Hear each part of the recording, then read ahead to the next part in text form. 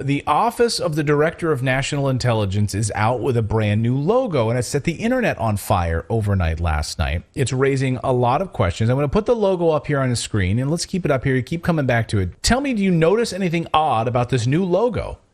This is a government logo. Do you notice anything odd about it? Well, maybe you didn't know what it looked like before, but you might think something is notable here. Yeah, let's take a closer. Here's a closer view of what I want to point out, which is the UFO in the lower left-hand corner, right there. There you go. It's interesting about this UFO design. It's the exact design that Bob Lazar worked on at Area 51 at S4. In this, I think it's called the Sports Design UFO. Bob Lazar, of course, is a physicist who worked at Los Alamos National Laboratory in New Mexico, and also he worked on the reverse engineering of these extraterrestrial craft, specifically at the site S4 in Area 51 near Groom Lake, at that operation location in the 1980s. Here is his original drawing. Bob Lazar's original drawing he made. He wasn't allowed to take photos, of course, when he worked there, but this was his sketch of it.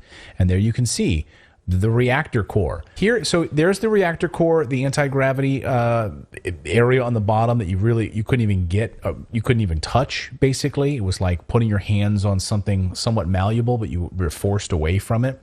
Here Bob talks, here he was talking with Joe Rogan about this exact issue on the reverse engineering of these craft. I'll come back to this new logo in a second and why this is really interesting as it relates to the United States government. But just to give you some frame of reference on this specific craft that is now in this logo. Here's Bob Lazar talking about how they figured out how to turn on the spaceship, how they turned on these reactor cores.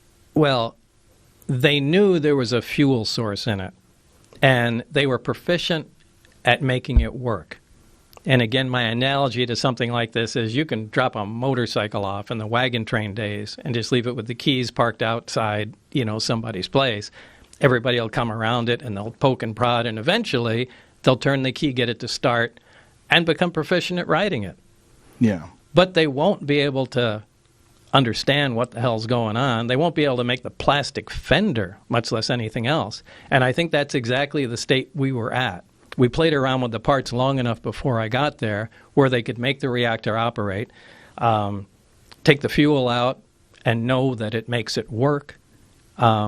How exactly what was going on in the reactor remained a mystery at the time. I think we made some progress on what was going on inside, but I don't think anybody really knew anything. They could just watch what was going on and make note of it.